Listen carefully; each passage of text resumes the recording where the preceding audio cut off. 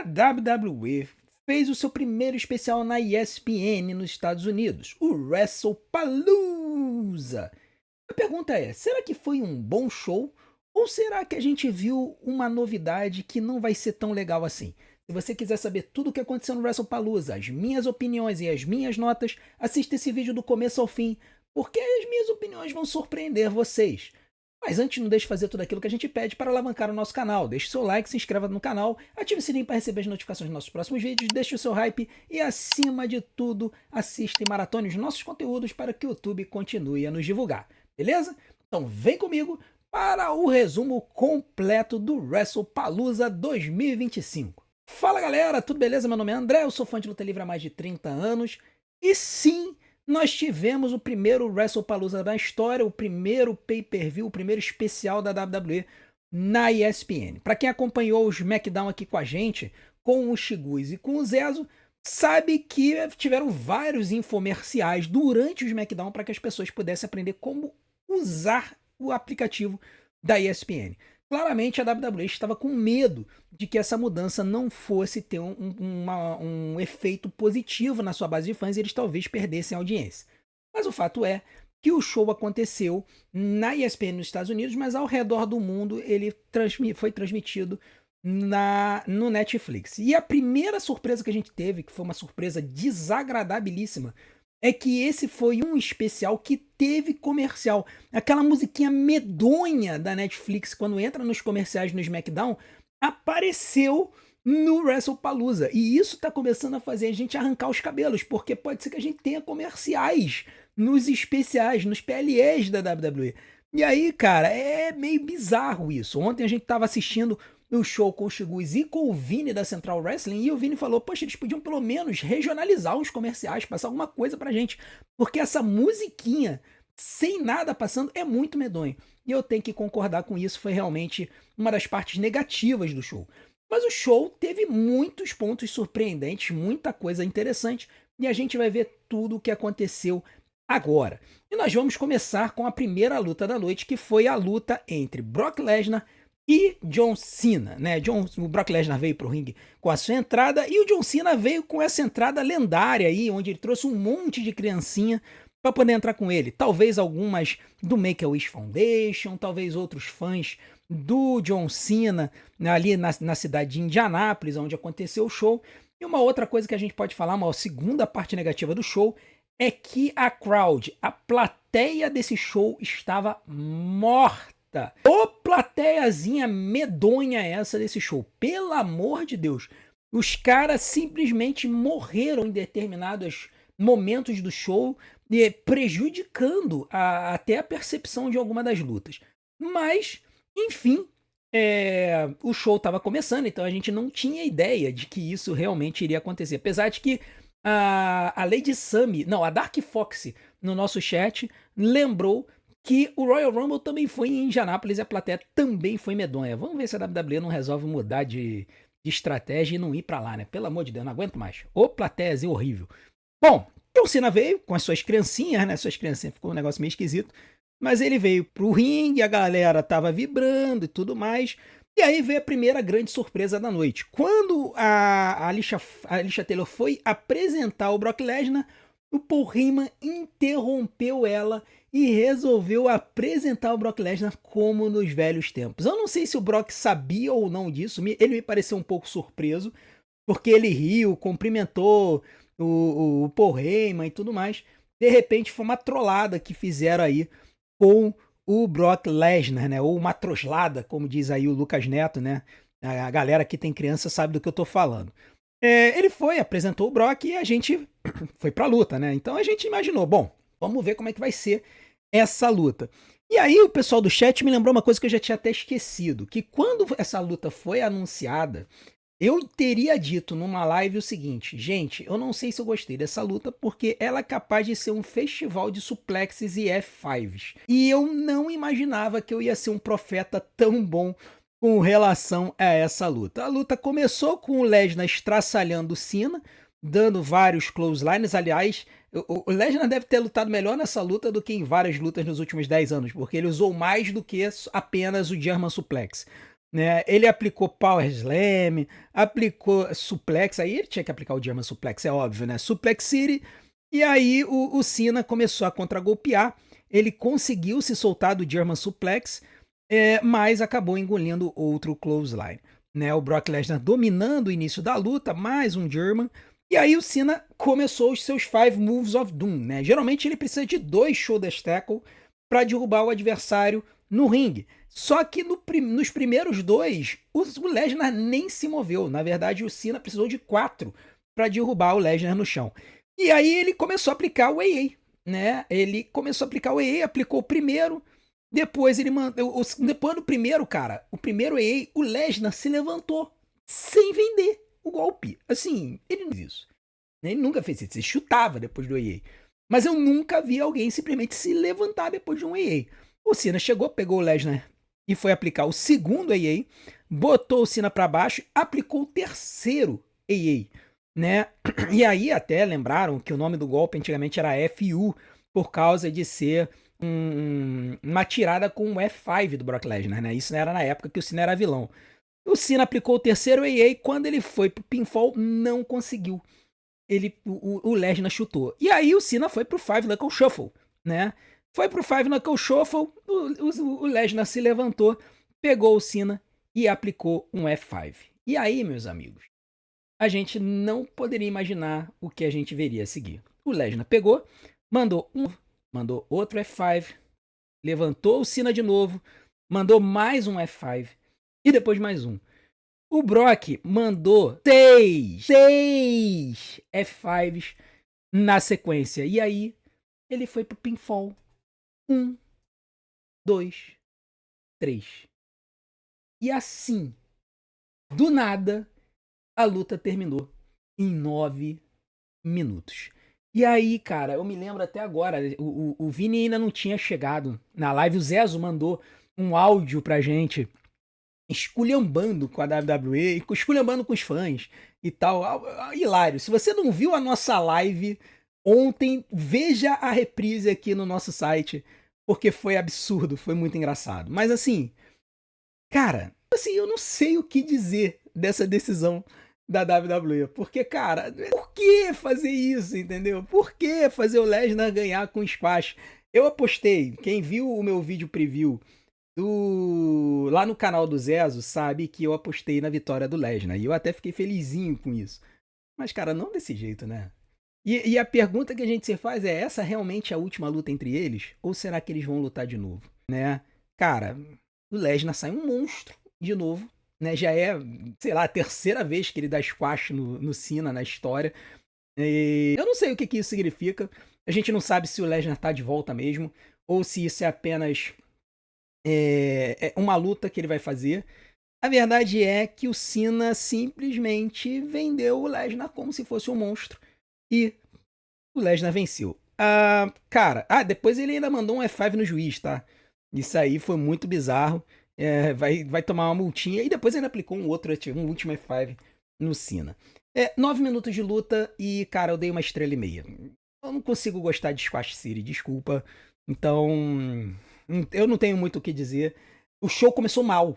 E essa luta aconteceu durante uma luta mais de 5 estrelas entre o Kyle Fletcher e o Hangman Adam Page no main event do All Out da AEW. E a gente se pergunta o que diabos a WWE estava pensando de botar esta coisa para bater de frente com o main event do All Out. Se continuar assim, meu amigo, a WWE tá com os dias contados. A segunda luta da noite foi entre o The Vision, Bron Breakker e Bronson Reed contra os Usos, Jimmy e Jay Uso. E aqui a gente teve uma segunda surpresa na noite, que foi o fato de que no pré-show do WrestlePalooza, o Adam Pearce resolveu colocar LA Knight como juiz convidado dessa luta. Uma forma de fazer o LA Knight aparecer no show, tendo participado dessa feud aí durante um bom tempo. E o LA Knight veio com a sua camisa de juiz e ele foi participar da luta. E a gente já rapidamente pensou, bom, vai rolar heel turn aqui, né? A gente não tinha ideia, mas a gente imaginava, ou o LA Knight vai se tornar heel, ou o Jey Uso vai se tornar heel. Essa era a nossa aposta, né? E os Usos, eles vieram com a música antiga deles, né? O Shiguis até vibrou, mas depois que eles entraram com a música antiga deles, eles pararam na rampa, O Jimmy pediu pra galera acender a luz do celular e eles mandaram um Yeet no escuro, para desespero dos Chigus na nossa live. O cara praticamente surtou quando viu isso. Os russos chegaram, foram pro ringue, né, foram fazer a sua entrada, já como a gente imaginava. Depois vieram os Brombrons com o Paul Heyman. E aí a luta foi acontecer e, cara, foi era o que se imaginava, né? O Jimmy Uso ia servir de boi de piranha durante boa parte da luta, né? Os Brombrons cortaram bastante o ringue com ele. E aí, aqui foi o que aconteceu que chamou a atenção. O Jimmy Uso pegou uma cadeira, né? E aí ele foi ameaçar dar uma cadeirada no Bronson Reed. O LA Knight olhou, fez menção de que ia chamar atenção, virou as costas, se apoiou na corda e falou: quer saber de uma coisa? Se estraçalhem. O que acabou tornando essa luta efetivamente uma luta tornado sem desclassificação. Então a estipulação da luta mudou porque o LA Knight simplesmente decidiu que ele não ia se meter nessa história. E aí com isso, meu amigo, teve cadeirada, teve mesa, teve de tudo, né? Os Brombrons ainda conseguiram equilibrar com o Jimmy, com a cadeira. Aí o Jey Uso saltou da terceira corda pra cima deles. Aí teve esse shoulder tackle do Bron Breakker, que é uma nova adição ao arsenal dele, né? Ele aplicou esse golpe na sexta-feira, eu achei que tinha sido um bot de um spear, mas não é não, cara. É um shoulder tackle mais alto, é um negócio muito bizarro. Olha a altura que ele chega pra dar esse golpe. Né? Aí o Bronson Reed deu uma cadeirada no Jimmy, deu um elbow drop no ringue, né? Cara, ele foi muito estraçalhado durante muito tempo, né? Aí eles botaram a cadeira, botaram o Jimmy na cadeira e o Bronson foi dar um golpe nele, mas ele conseguiu escapar e aí ele deu uma rasteira no Bronson e o Bronson deu de cara na cadeira. Depois eles aplicaram esse bulldog aí voador que os irmãos Steiners davam, né? Eles estão aplicando muito esses golpes em lutas de duplas. Depois o Jimmy jogou o Bronson na cadeira, tinham colocado a cadeira ali no corner e aí ele jogou o Bronson na cadeira. Aí ele conseguiu fazer o hot tag pro Jay. Né? A luta não foi efetivamente uma luta tornado, né? Que é quando você não tem tags. Mas, teve alguns elementos, porque assim, o LA Knight ignorou as regras durante boa parte da luta, né? Pra que regra, né? O Jey Uso veio pro ringue, equilibrou com o Bron, deu esse salto aí. A mesa Slim Jim apareceu, né? A gente ficava imaginando que eles iam dar o 1D na mesa, mas não aconteceu. A mesa foi colocada no corner. Eles aplicaram o 1D no Bron no meio do ringue. E aí, cara, a luta tava se encaminhando pro final. O Bronson Reed foi dar um moonsault, cara. Ele nunca dá um moonsault, muito raro. E acabou errando, né? Até porque se ele acertasse, coitado, né? O Jay rolou do caminho, o Bronson caiu e aí o Jimmy, cara, mandou um Swanton Bomb lindo. Olha a posição do Jimmy. Não tem o que falar, cara. O Jimmy é melhor lutador do que o Jay, desculpa, tá? Deu um Swanton Bomb lindo no Bronson Reed, mas acabou engolindo um Spear logo depois. E aí o Jey Uso mandou um Spear, que foi um Spear até aceitável, tá? A gente fica esculhambando muito o Spear do Jey Uso. Até que foi um Spear aceitável esse dele no Bron Breakker. Ele deu o Splash, mas aí quando ele foi continuar, né, deu um chute no Bronson e tal, deu um Suicide Dive no Bronson para fora do ringue. Nesse momento ele foi pegar a cadeira e foi acertar o Bron. E aí quando ele fez isso, o Bron saiu da frente e ele quase acertou o LA Knight. Antes, no começo da luta, ele foi dar um Suicide Dive pra cima do Bronson. O Bronson, ele acabou acertando o Bronson, mas quase acertou o LA Knight. Então ficou essa coisa entre os dois durante a luta. E aí, é claro, né, o LA Knight falou, pô, tu ia me acertar, não sei o que, tal. O Jay parou, não sei o que. Ele acabou acertando o Bron, mas no decorrer da luta, o Bron Breakker aplicou um Spear no Jey Uso. E aí vocês podem ver que o Jey Uso tá cortado. Por quê? Porque justamente nessa hora aqui que ele foi dar a cadeirada no Bron, a cadeira voltou na cara dele. E acabou cortando o rosto dele. E aí, mais pra frente aí, eu não sei se a última foto vai mostrar, mostrou. Os Usos estavam de pé, o Bron Breakker chegou e deu um Spear duplo neles na mesa Slim Jim. E aí, logo depois, o Bronson Reed aplicou o Tsunami para 3. Então, vitória do The Vision. A gente também previu isso lá no vídeo com o Zezo. Uma luta de 17 minutos que eu dou 3 estrelas e meia. Foi uma boa luta, tá? Eu acho que uma luta de pay-per-view de 17 minutos, eu acho que foi uma boa luta que mostrou qualidade em todos os envolvidos. Só que a surpresa desagradável foi que a gente não teve heel turn do Jay, não teve heel turn do LA Knight. Eles ficaram naquela coisa de ficar mandando tease de que teria o heel turn, mas não teve. Então essa história vai continuar para desespero da galera. Mas para mim, por enquanto, eu achei aceitável. Venceu quem deveria vencer, que foi o Division, e agora a gente vai ver se os usos realmente vão voltar ou se essa história vai acabar degringolando mais pra frente, com esses dois finalmente batendo de frente. Eu só não queria outra luta entre eles, meu Deus do céu, a luta entre os Usos é muito ruim. Agora nós vamos para a terceira luta da noite, e aí é a luta entre a Io Sky e a Stephanie Vaquer. Né? A Stephanie Vaquer veio pro ringue sempre muito bem vestida, a Io Sky também veio pro ringue muito bem vestida também, a attire das duas estava muito bonita, e elas se cumprimentaram como faces, né? Cabe ressaltar, porém, que a Stephanie Vaquer, durante a luta, ela teve alguns pequenos traços vilanescos. Ela chegou a puxar o cabelo da Io em determinados momentos. Assim, são os detalhes sutis assim que a gente viu que podem apontar para alguma coisa no futuro, tá? Mas a luta entre as duas, cara, foi muito, muito, muito boa. Io Sky mandando os seus golpes tradicionais, missile drop kick, chutando a cara da Stephanie Vaquer com violência, mandando o slam, essa pirueta, esse handstand, que depois ela dá uma joelhada na adversária também muito boa, essa joelhada aí. A Stephanie Vaquer voltando com os seus golpes, chute na cara. Esse armbar aí também um pouco vilanesco, porque a Stephanie Vaquer usou as cordas como alavanca. Isso é coisa de heel, não é coisa de face. É coisa de vilão, não é coisa de mocinho. Aplicou aí essa chave aí esquisitaça na Io Sky, né? A Io reverteu a mesma chave, né? Cara, as duas voando muito. A Io Sky, cara, esse missile dropkick dela da terceira corda, muito lindo. Acertou na Stephanie. Esse top suicida dela, né? Esse suicide dive da Io Sky, ela caiu errado. E a Stephanie salvou a vida dela, tá? Porque a Io, ela ia cair de cara no chão. Mas a Stephanie segurou ela pela perna e aí acabou suavizando a queda. Na verdade, a missão da Stephanie é justamente segurar a adversária. Mas a Io caiu errado, acho que ela meio se enganchou nas cordas. E a Stephanie, com muita habilidade, conseguiu segurar a Io e impedir um desastre aí. Depois elas voltaram pro apron, né? A Stephanie acertando a Io no apron, mandando aí uma plancha para cima da Io do lado de fora do ringue, depois um outro springboard plancha dentro do ringue. A Io devolvendo com os seus uppercuts, botou aí um crossface em homenagem ao Inominável. Depois a Io mandou o Over the Moonsault, mas a Stephanie Vaquer bloqueou com os pés, né? Ela não simplesmente levantou os joelhos, ela levantou os pés para poder bloquear o golpe.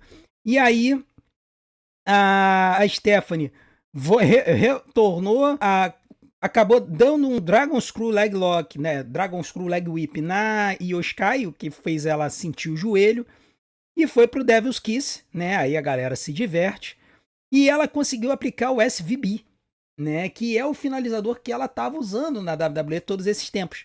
Mas aí o Sky chutou do SVB. Eu acho que é a primeira vez que alguém chuta do SVB, o finalizador da Stephanie Vaquer, na WWE, pelo menos no main roster. Depois a luta continuou, aí o Sky aplicou esse Spanish Fly lindo na Stephanie Vaquer. Ela tirou as joelheiras e aplicou o Bullet Train, né, que é o Meteora sem as joelheiras.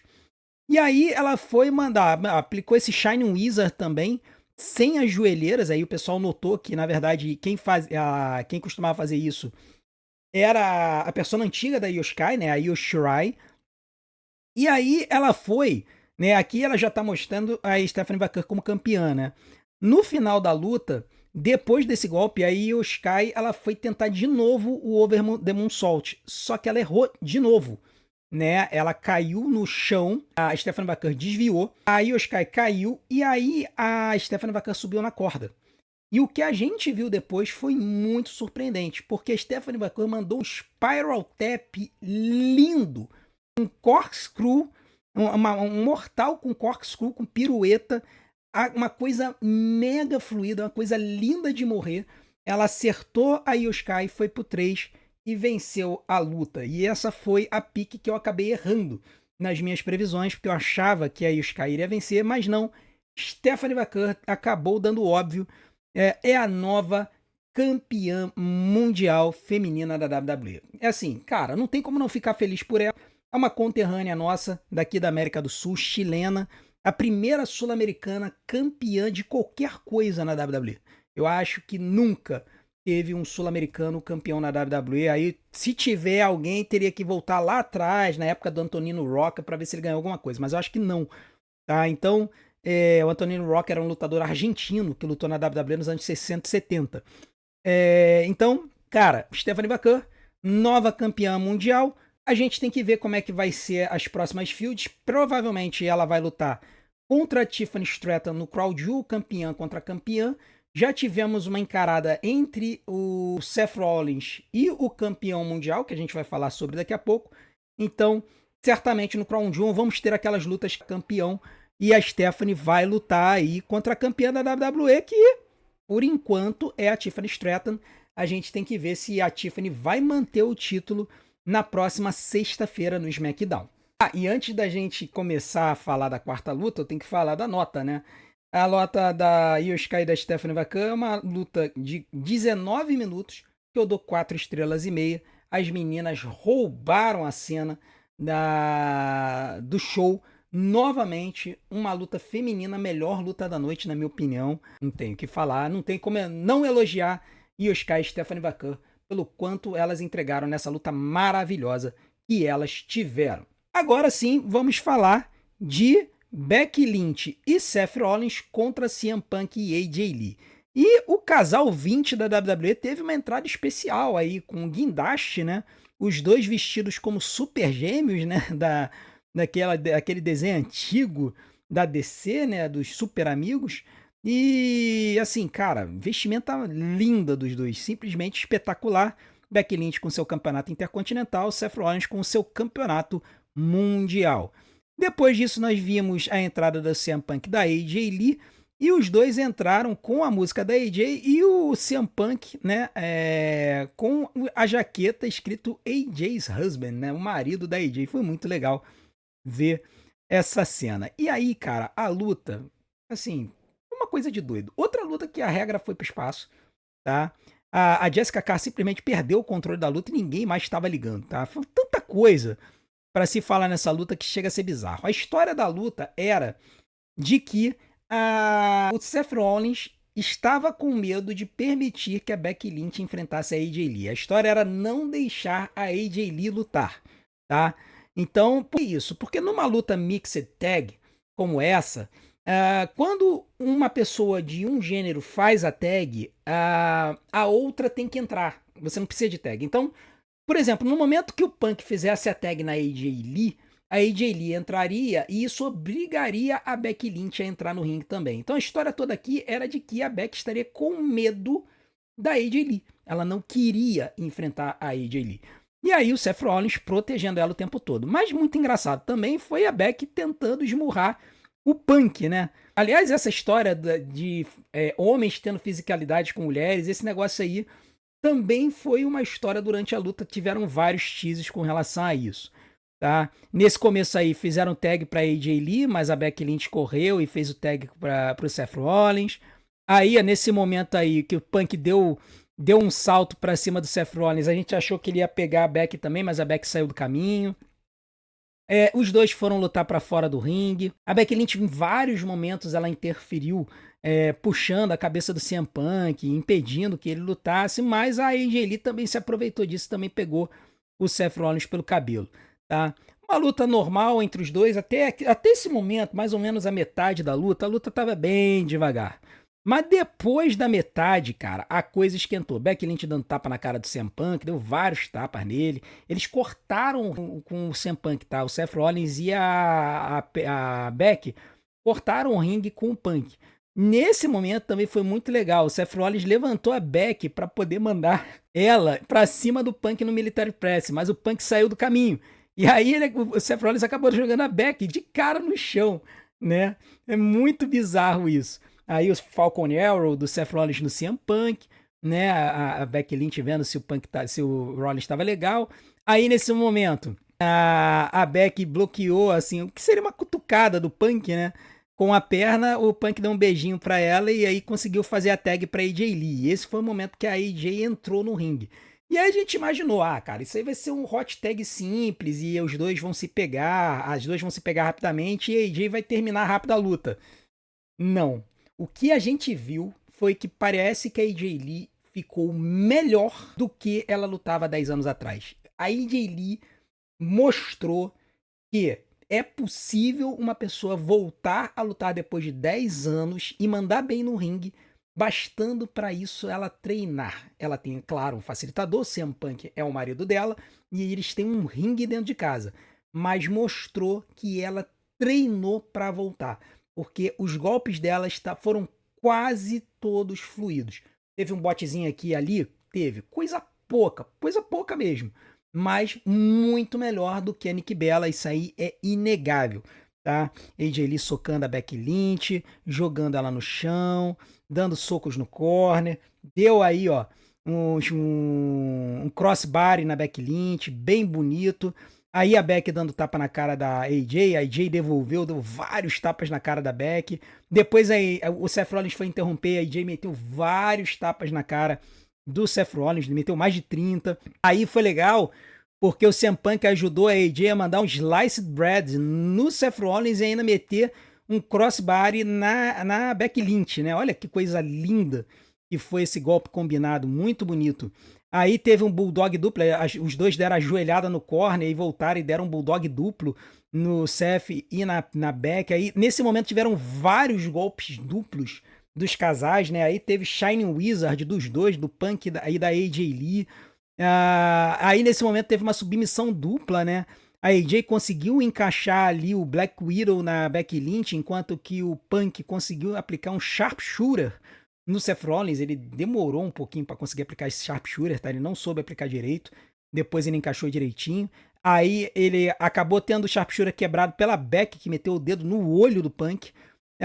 Depois eles conseguiram aplicar um pedigree em estéreo no Punk e na AJ. A essa altura a luta já estava começando a ficar insana.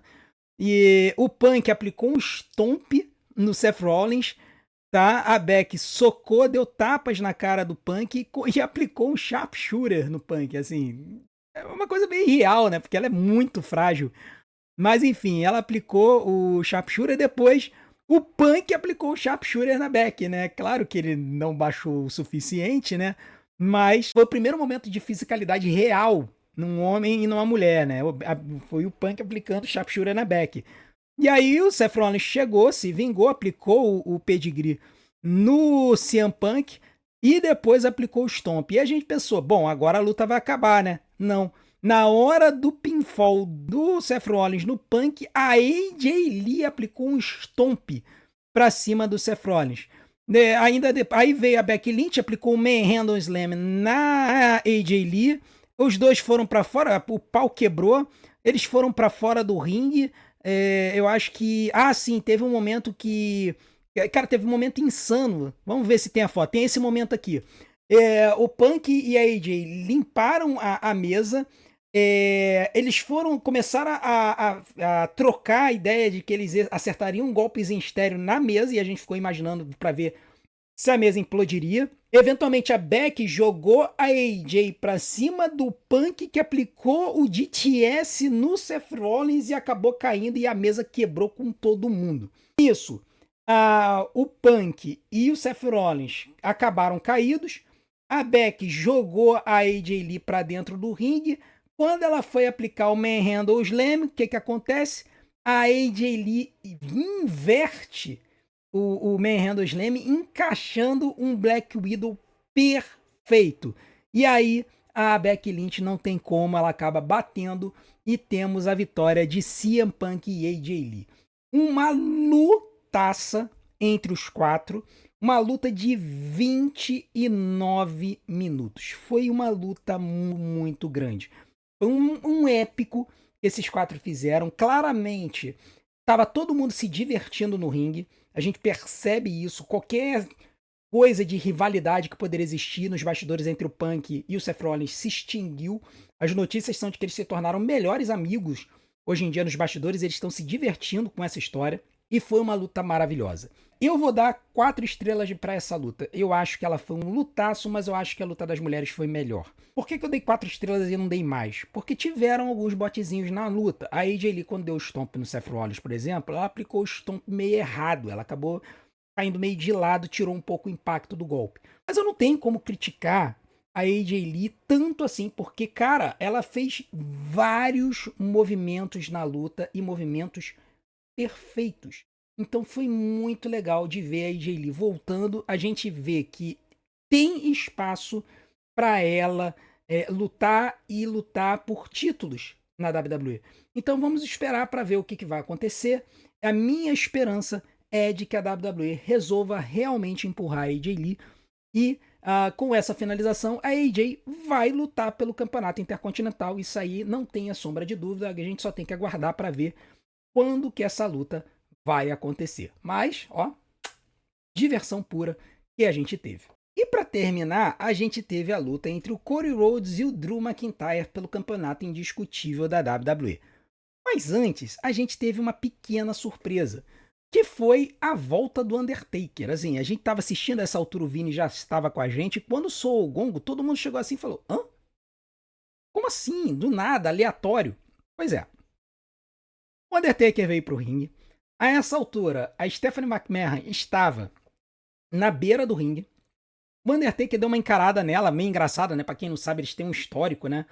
Lá na Attitude Era, o Undertaker chegou a suspender a Stephanie McMahon presa no símbolo dele no alto da arena, um negócio muito esquisito. E aí o Undertaker senta ali do lado da Stephanie, um negócio que, assim, pareceu meio estranho.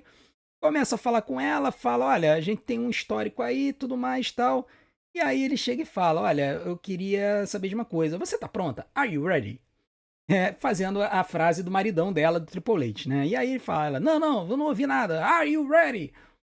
Beleza. E aí ele chega e fala, não, porque eu queria saber, Stephanie, se você aceita ser introduzida ao Hall da Fama da WWE, classe de 2026.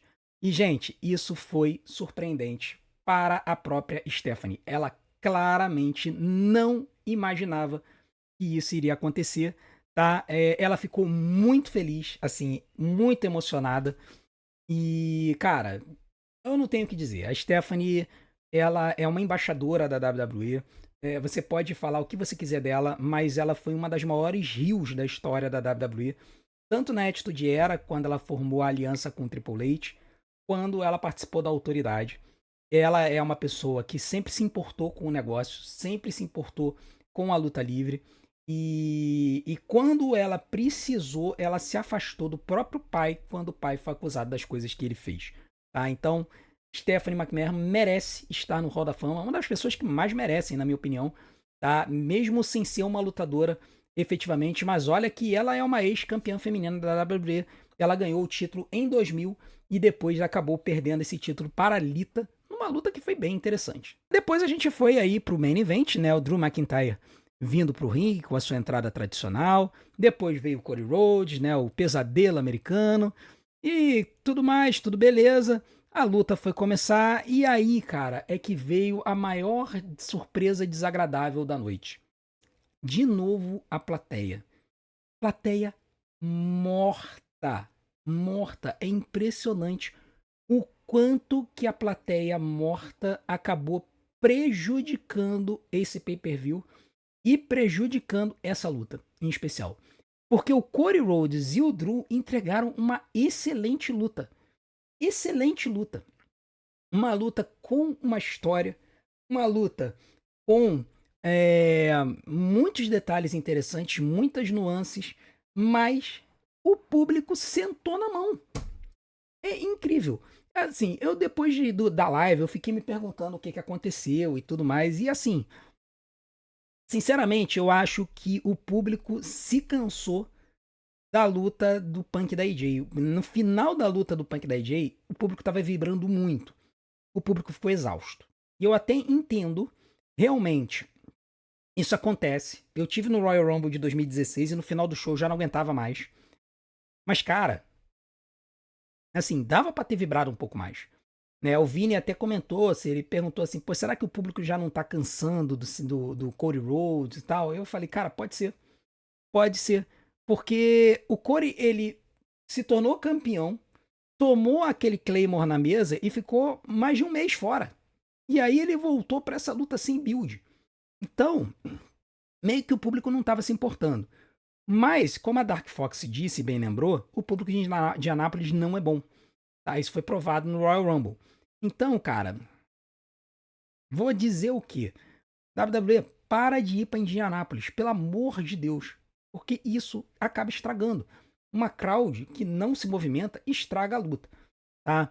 Mas enfim, cara, a luta foi muito boa, tá? O Drew McIntyre com a sua fisicalidade, o Cody Rhodes tentando aplicar os seus golpes, ele tentou aplicar o o Cody Cutter, mas o Drew levantou, depois ele rolou para fora do ringue, aí o Cody deu o seu top suicida pra cima dele, muito bonito.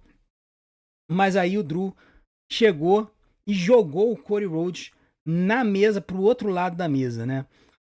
Depois ele aplicou 2 belly-to-belly suplexes, tá? Que é um golpe difícil de ser aplicado, porque o oponente ele tem que saber tomar esse bump, não é todo mundo.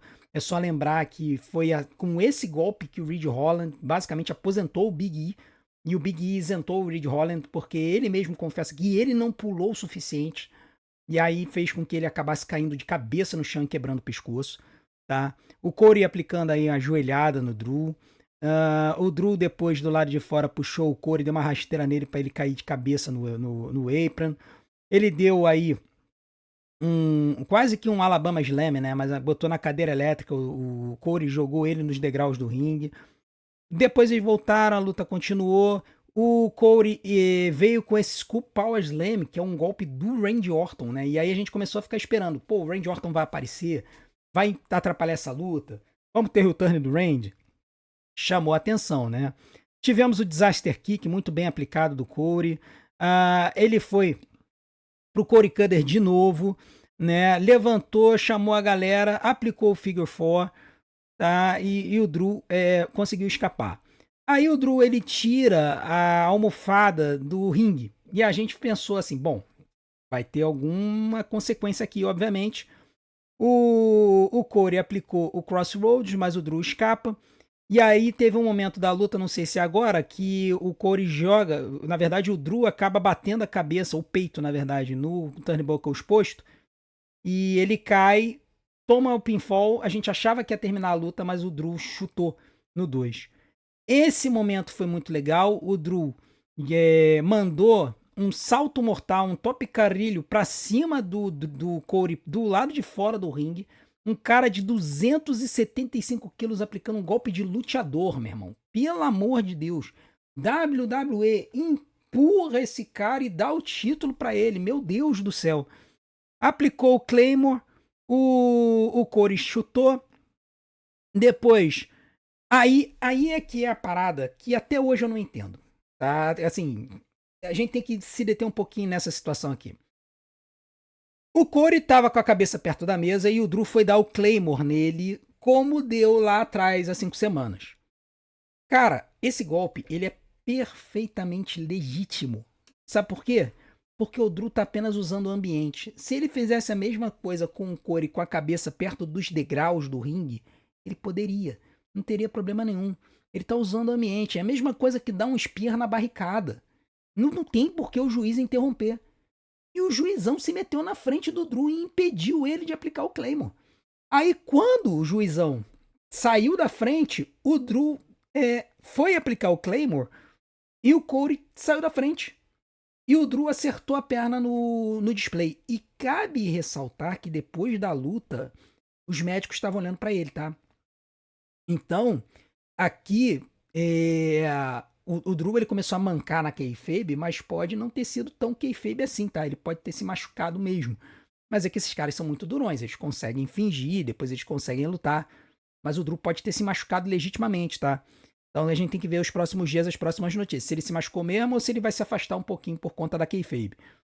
O fato é que depois dessa situação, o Drew volta pro ringue, ele vai tentar aplicar o Claymore de novo, mas ele manca e acaba caindo, né? O Cody Rhodes se aproveita, dá um super Cody Cutter da terceira corda, aplica o Crossroads e vence a luta. Eu acho que é nesse momento, na verdade, que o Drew McIntyre bate no corner, enfim.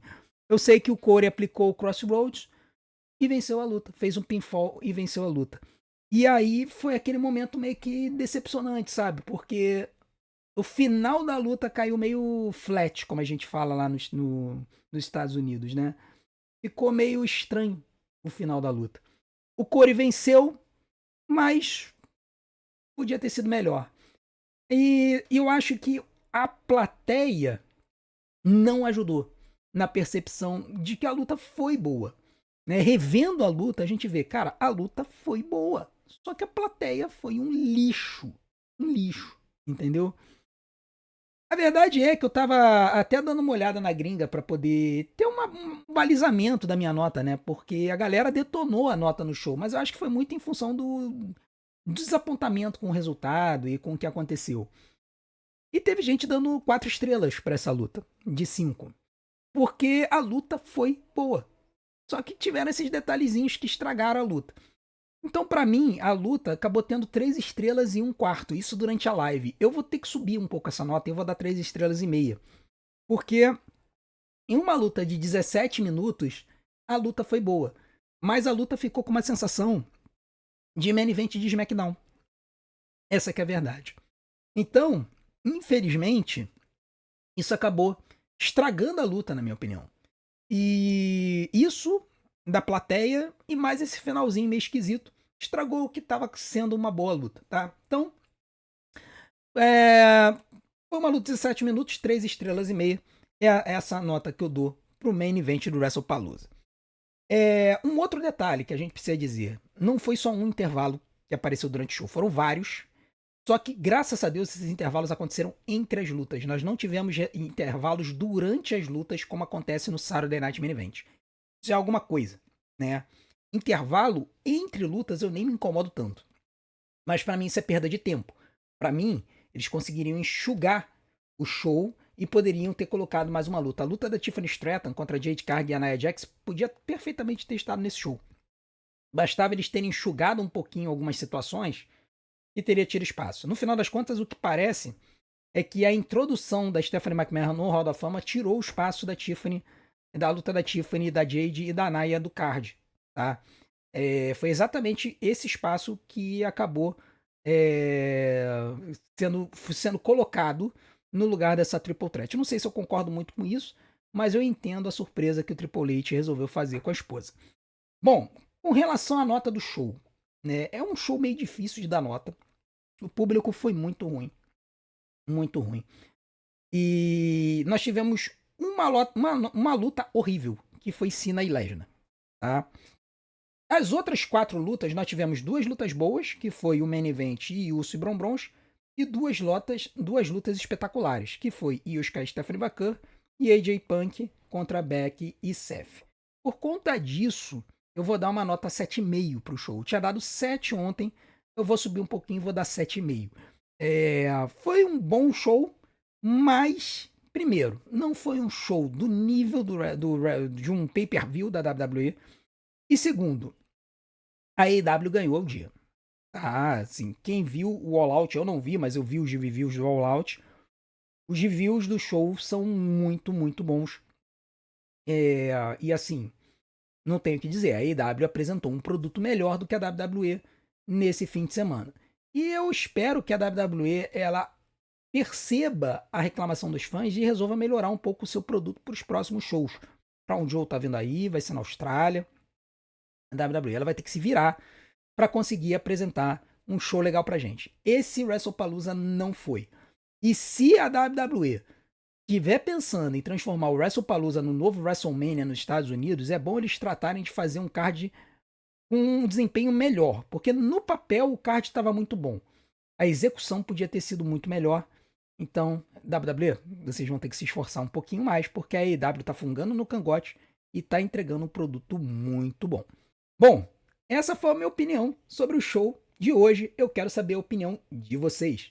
Então, se vocês quiserem aparecer no Sincerão da Galera, que é o nosso vídeo onde eu reajo à opinião de vocês, coloque aqui nos comentários o que vocês acharam desse show e as melhores colocações vão aparecer no vídeo da quarta-feira.